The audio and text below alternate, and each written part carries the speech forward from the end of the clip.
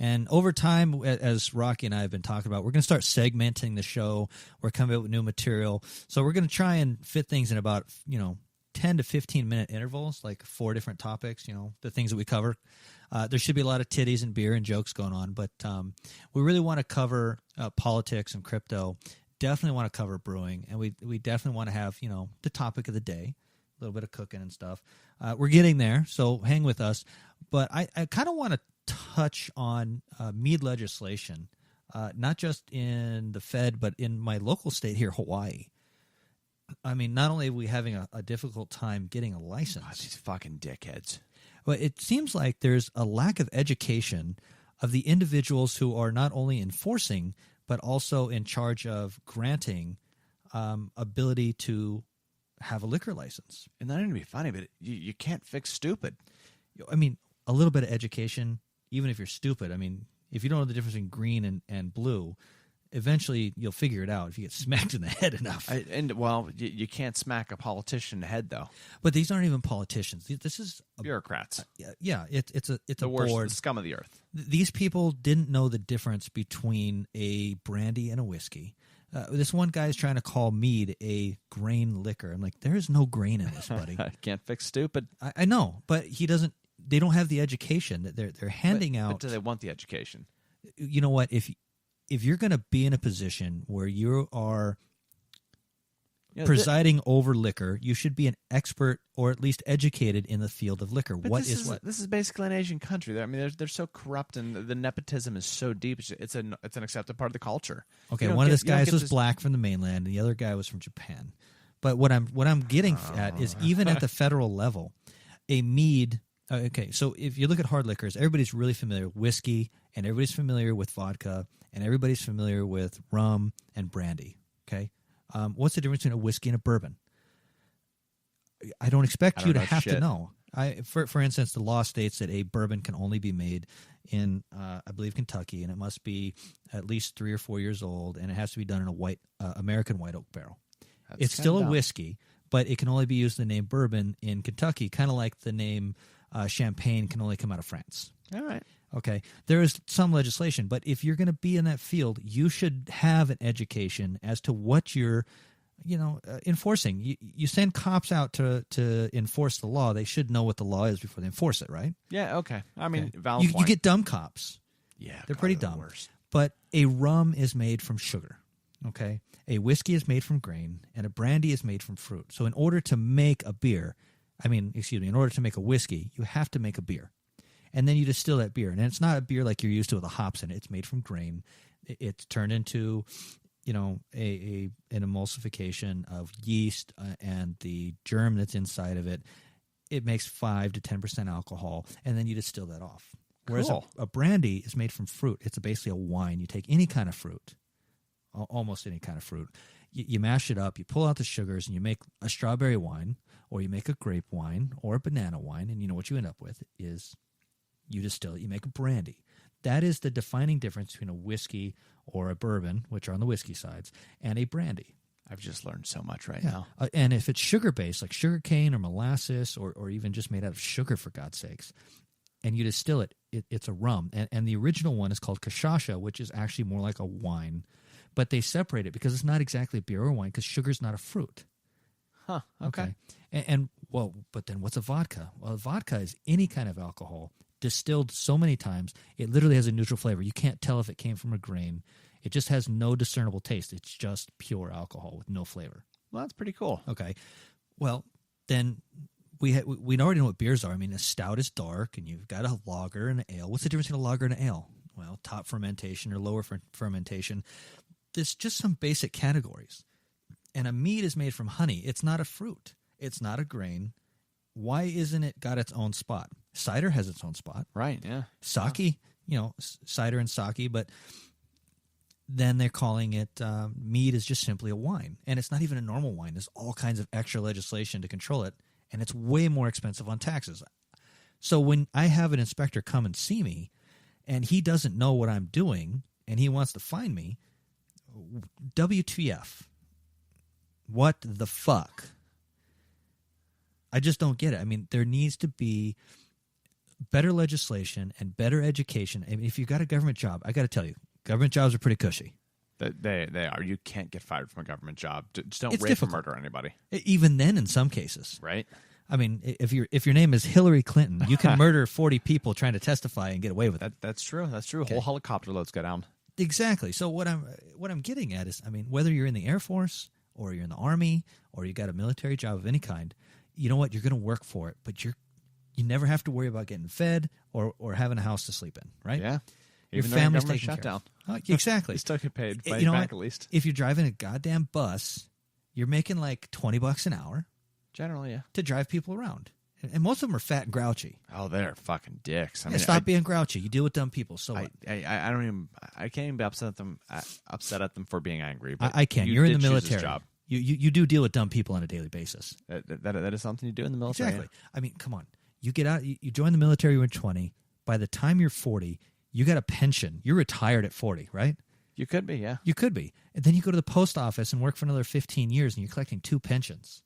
So something I had seen a lot, though, is folks that they would join the military for like 4 or 5 years, then they get out with no plan, and then they hate everybody and everything. Yeah, but when I got out of the military, they gave you the option for education on how to get a job or get vocation. I mean, you got free college as long as you didn't fuck up. Yeah, that's true. You know, vocational schools covered into that college. You even get free housing. BH, you go to San Francisco, you're getting, I think, $3,000 a month for a house to live in and E5 pay, plus your college is paid for it. There is no excuse. But again, no, these are people that they don't value education. They got elected to this or appointed to this bureaucratic position. All they have to do is keep banging somebody the right way, or greasing somebody's palms, or just be friendly with somebody, and they don't lose that appointment. They will keep that job. That's why they don't need to give a shit what meat is. They just fuck you over and collect more money for the Hawaii State Exactly. government. I mean, for God's sakes, everybody's been bootlegging forever, and it just got legalized earlier last year to go ahead and distill at home. And they really want to fuck you. They just want your money. Just give them all your money. Yeah, just give them your $50. You can. I mean, I just don't understand how people can want to legislate alcohol but know nothing about it. They just want your money. It's like stem cell research. Oh, you're killing babies. No, cut that off. Stem cells don't just come from fetuses. Yeah, you can get them out the umbilical cord. You can get them out from a lot of different places. You can even, at the moment, clone them. Really? That's pretty cool. Yeah, but guess what? You're going outside of the United States to do any of this cool stuff. Oh, yeah. No, that's like pot research, too. The Israelis have done a lot of cool research. Yeah, the Israelis have done great stuff. Colorado, on the other hand, has been doing some great stuff. But none of it can be really considered research, though, because Are it you wasn't kidding done me? by the FDA. Oh, no, but they still, there's doing CRISPR, which is gene slicing. Yeah, well, I'm not saying they're doing bad And, stuff. I'm you just saying that it can't be considered by the U.S. government as valid research because the FDA didn't approve it. I consider it valid research. I agree. And what I'm saying is, I mean, finding out that cannabis with a high CBD level is helpful to kids and adults that have seizures and have a lot less side effects, including beneficial side effects for people with seizures over the current medications, which actually just turn you into a giant dope. Oh, yeah, no, those medications are terrible. Certain other chemicals other than Adderall or Ritalin, which is basically legal meth, there's a lot of other things, and I think, for one, we got to overhaul Big Pharma, just like we got to overhaul our legislation on alcohol. Why should it take 6 months to get a license? Bureaucracy. Yeah. The government is the root of all evil. I'm confident of that. In other states, it's way less. It's like 6 weeks in some states, but the Fed takes anywhere from 100 days to 200 days. But the state of Hawaii, you literally have to grab yourself a lease, and you have to sit on that lease paying Hawaiian property prices for 6 months. So you have to be basically independently wealthy. Oh, yeah, you are not getting into this business unless you've got a large backing. It's ridiculous. Fucking government, I swear. Just the bureaucracies. For all the good government, for the some good the government does, just this kind of shit that just destroys lives is what ruins it. It really is. It really is. Well, I'll tell you what, we're running out of time, so I'm going to give you guys a quick recipe tip for at home. For those of you who are interested in mead, I suggest you go to your store and find a cheap non-clover honey. You can use a 1 gallon plastic jug, and you need about 2 pounds of this honey. Go to your local store, go online. About how many ounces? Is it fluid ounces, or is it how do you weigh out the honey? Well, we're using actual weight ounces, so 16 ounces in a pound. Okay. Yeah, I didn't know if they measured honey in the jars by fluid ounces. Well, you can measure it in volume in fluid ounces, but we're going by standard weights. So just pour it into a container on a scale. Yeah, you can throw it on a scale. You need about 2 pounds of honey. If I remember right, a gallon of honey is 124 or what was 128 ounces? No, it's sounds about right. 124, whatever it is. 128. Yeah, 128. So it's about 13 pounds. Okay. So 128 ounces, 13 pounds. You can do the math, what 1 fluid ounce weighs, if you want to do it that way. Okay. But that just is a giant headache. Yeah. So we can just weigh it out. You don't have to worry about the volume so much. So about 2 pounds of honey for 1 gallon of water. Tap water is fine, in all honesty, for a first go-around. And I suggest picking a fruit of your choice, but I'm going to give this one to you guys. It's really great. Go to Sam's Club and get a bag of dried apricots. Okay, and keep them in the bag. And you can go online and buy some K1 yeast or Pasteur Champagne or Cote de Blanc. I will see if I can find a link to that on Amazon for you. Amazon's pretty good, but I suggest we're going to talk to them about sponsorship pretty soon, but morebeer.com. Okay. Or morewinemaking.com. It's a company out of California, but they also have one in Pennsylvania. Oh, okay. And they have distribution nationwide. Not only do they have great prices, but they have a huge selection. I'm just putting out there. They're not paying us yet, but I think they should, because I really think as a home brew shop, they're one of the best. Okay. And they have satellite stores around. They have like 3 or 4 of them in California. I think they got 2 of them in Pennsylvania. And they're opening a few more. Okay. But the point is, go on there. Free shipping in most places, including Hawaii. Wow. All right. Free shipping is great. That's as good as Amazon, man. I think as long as your order's like $5 or $10, it's free shipping. It's easy. So a packet of yeast should cost you about $2. Right. Get the dry yeast. I'm recommending K1 from Lavalin. So what you do, you're gonna get a 1 gallon jug, like a milk jug. Make sure you clean it out real good. Don't use soap if you can get rid of it. But if you do use soap, make sure there's nothing left. Sanitize it with a little bit of vodka. Pour it all out. Let it dry. Put your honey in, and then fill it up 3/4 of the way. Pretty close to the top.